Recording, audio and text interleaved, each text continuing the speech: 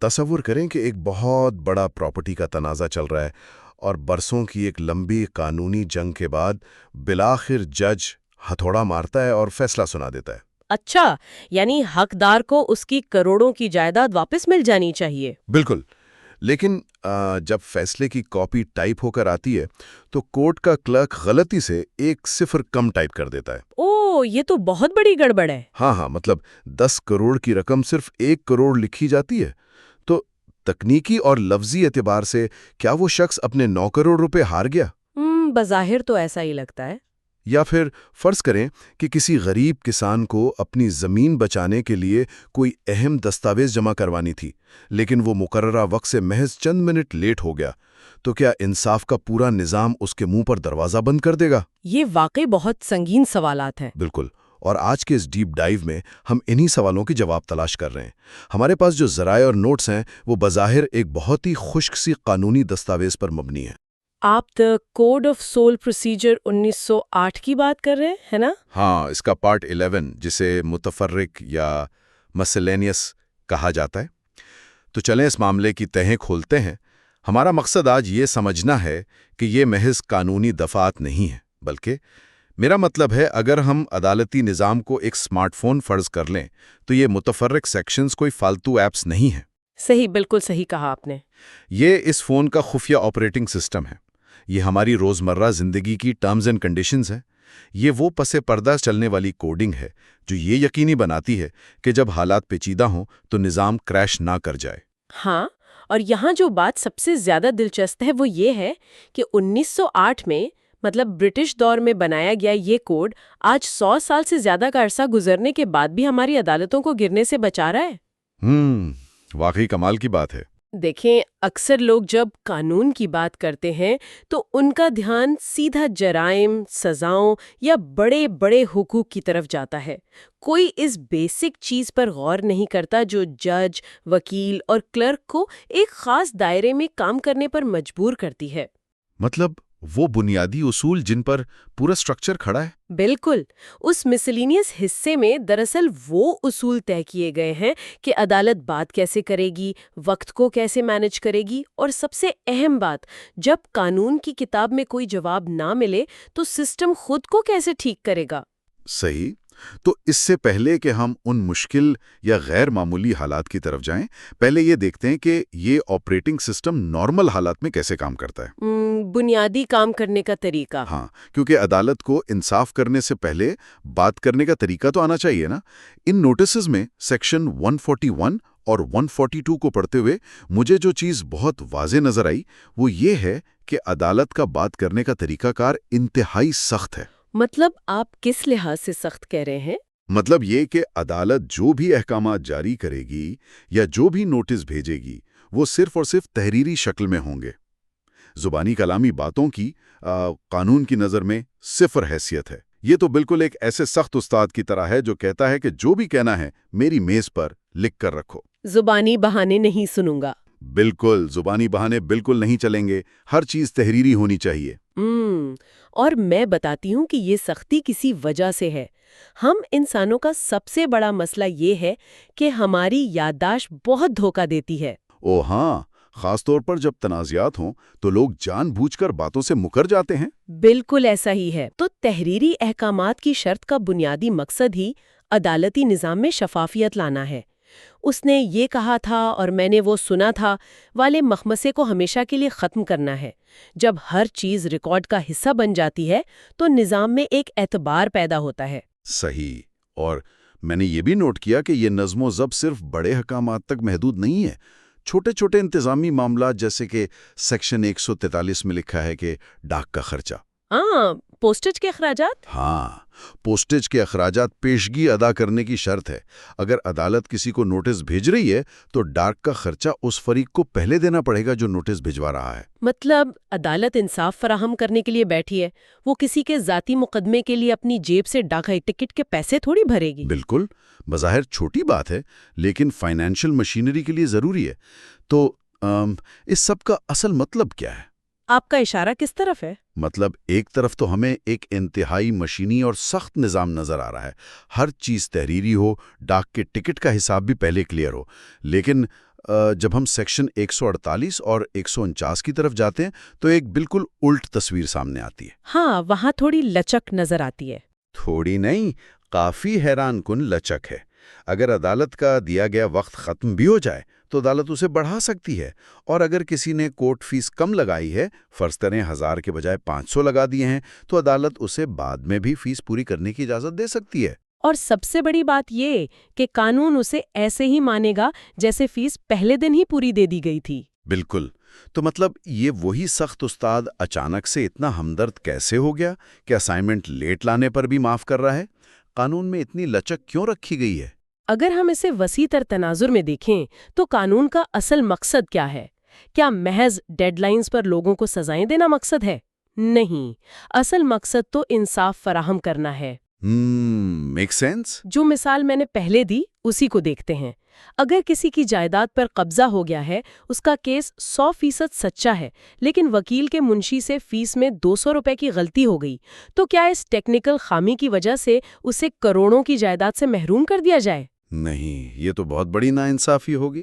اسی لیے 1908 کے قانون ساز سمجھتے تھے کہ قانونی طریقہ کار انسانوں کی سہولت کے لیے بنایا گیا ہے، انسان اس کے غلام نہیں ہے۔ انہوں نے جان بوجھ کر سسٹم میں یہ شاک ایبزاربرز فٹ کیے ہیں تاکہ فیصلے تکنیکی خامیوں پر نہ ہوں بلکہ کیس کے اصل میرٹ پر ہوں۔ اچھا، ایک منٹ۔ اس کا مطلب ہے کہ نظام یہ بات بہت اچھے سے جانتا ہے کہ اس سے جڑے ہوئے انسان یعنی وکیل اور سائل وہ غلطیاں کر سکتے ہیں، اور یہاں معاملہ واقعی بہت دلچسپ ہو جاتا ہے۔ وہ کیسے؟ کیونکہ جب ہم غلطیوں کی بات کر رہے ہیں تو انسان تو جج بھی ہوتے ہیں، عدالت کے عملے سے بھی غلطیاں ہو سکتی ہیں۔ جیسا کہ ہم نے شروع میں اس 10 کروڑ والی ٹائپنگ کی غلطی کی بات کی تھی، ہمارے نوٹس میں سیکشن 152 اور 53 کے تحت ان غلطیوں کو ٹھیک کرنے کا باقاعدہ میکانزم ہے۔ جی ہاں، کلیریکل یا ریاضی کی غلطیاں یہ قانون کا وہ حصہ ہے جو انتہائی حقیقت پسندی پر مبنی ہے۔ مطلب جج صاحب نے فیصلہ درست سنایا، حساب بھی ٹھیک لگایا، لیکن ٹائپسٹ نے دھیان نہ ہونے کی وجہ سے 1 صفر کم کر دیا۔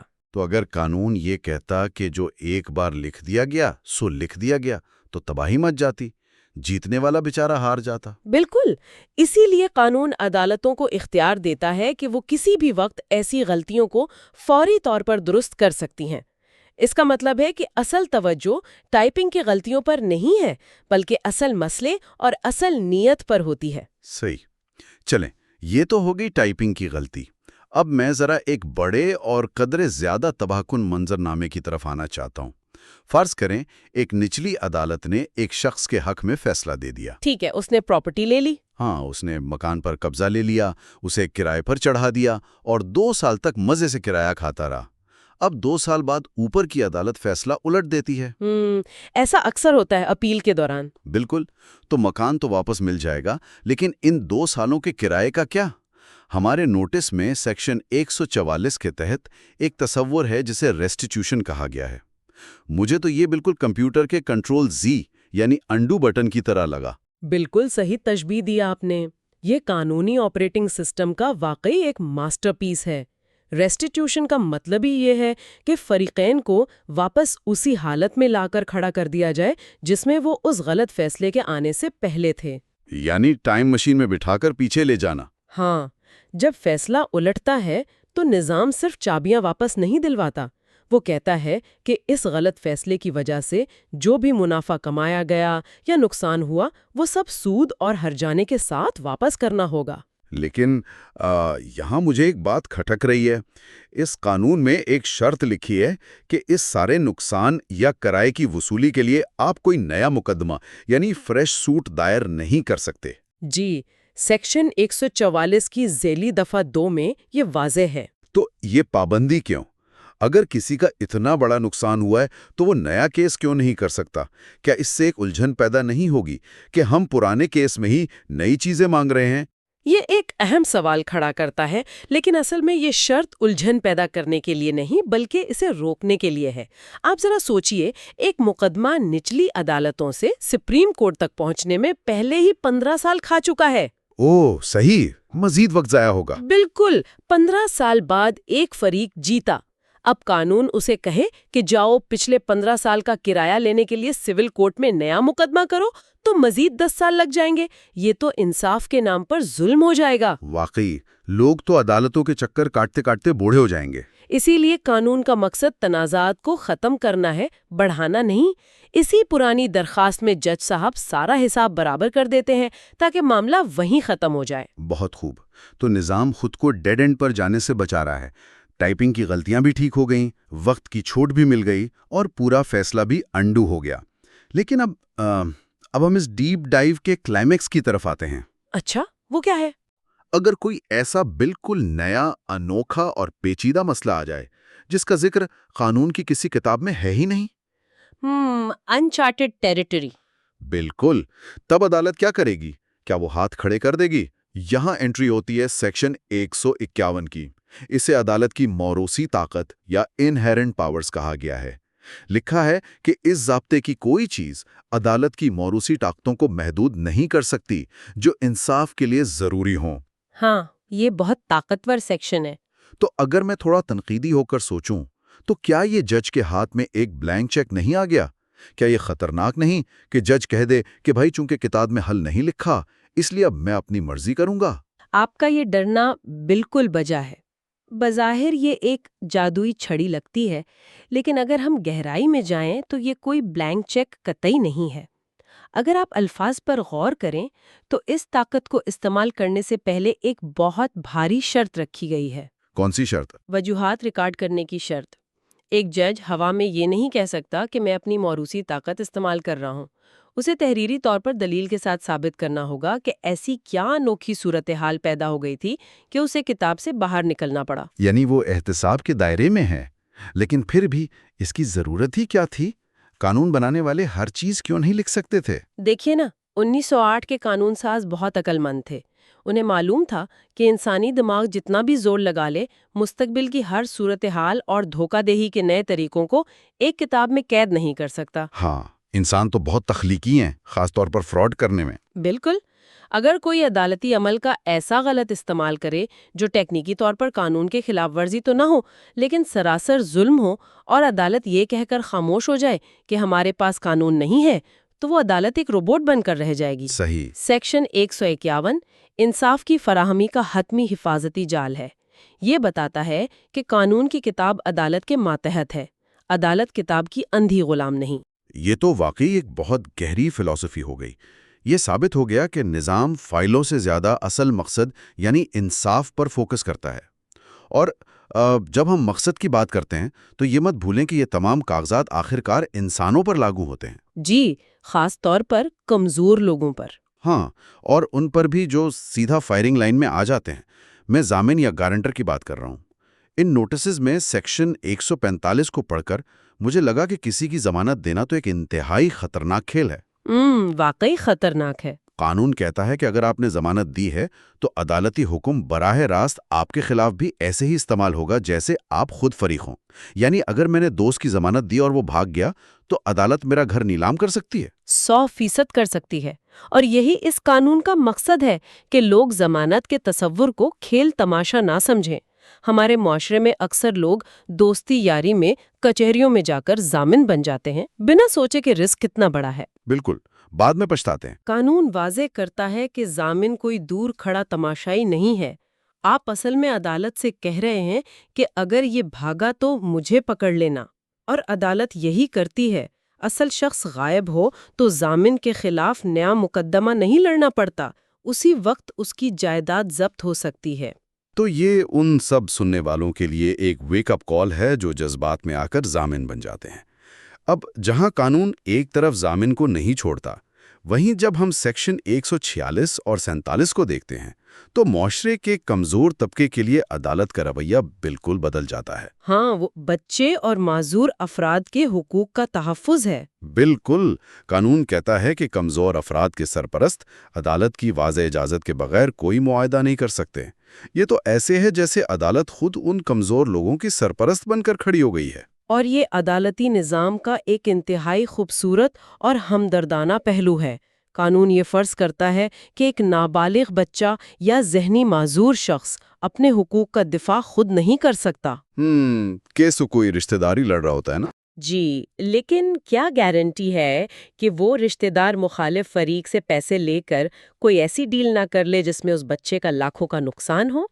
ہاں، پراپرٹی کے معاملات میں تو اپنے ہی دھوکہ دے جاتے ہیں۔ بالکل، چونکہ وہ کمزور شخص خود جج کو نہیں بتا سکتا کہ اس کے ساتھ دھوکہ ہو رہا ہے، اس لیے کوئی بھی ڈیل اس وقت تک قانونی نہیں ہوتی جب تک جج صاحب خود اسے پڑھ کر یہ تسلیم نہ کر لیں کہ اس میں بچے کا نقصان نہیں ہے۔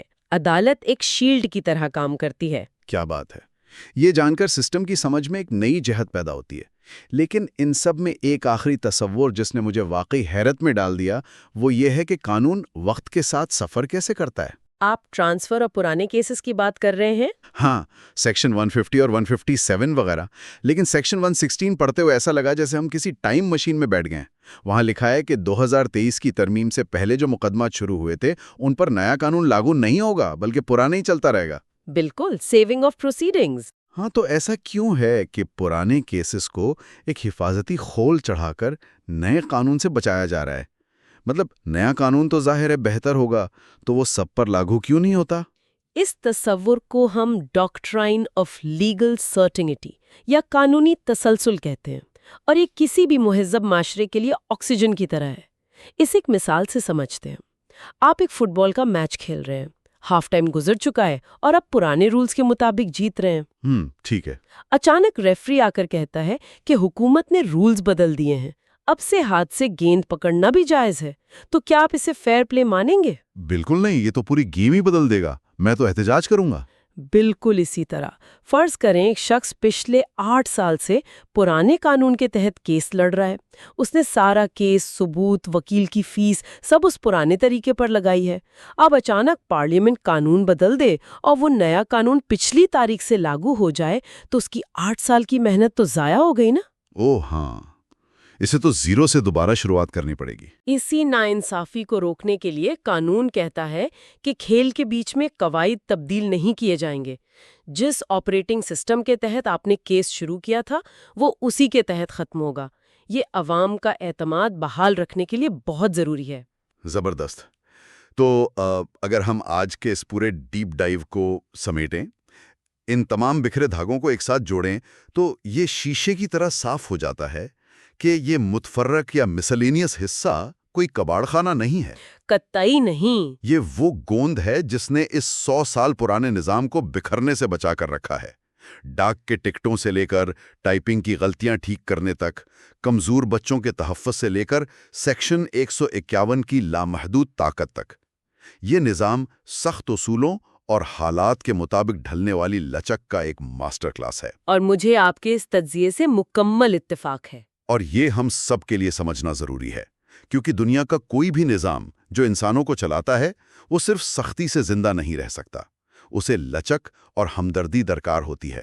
بالکل، کوئی بھی تحریری قانون چاہے کتنا ہی ذہین کیوں نہ ہو، آنے والے 100 سالوں کی انسانی پیچیدگیوں کا پہلے سے اندازہ نہیں لگا سکتا۔ انسانی ثوابدید ہی وہ لائف لائن ہے جو نظام کو ٹوٹنے سے بچاتی ہے۔ انصاف صرف مشینی انداز میں رولز لاگو کرنا نہیں ہے۔ اور اسی متوازن فیصلے کی بات سے ایک بہت ہی گہرا اور تھوڑا سا پریشان کن سوال میرے ذہن میں ابھرتا ہے، اور یہ وہ سوال ہے جو ہم آج کے اس ڈیپ ڈائیو کے اختتام پر آپ سب کو سوچنے کے لیے چھوڑے جا رہے ہیں۔ جی ضرور۔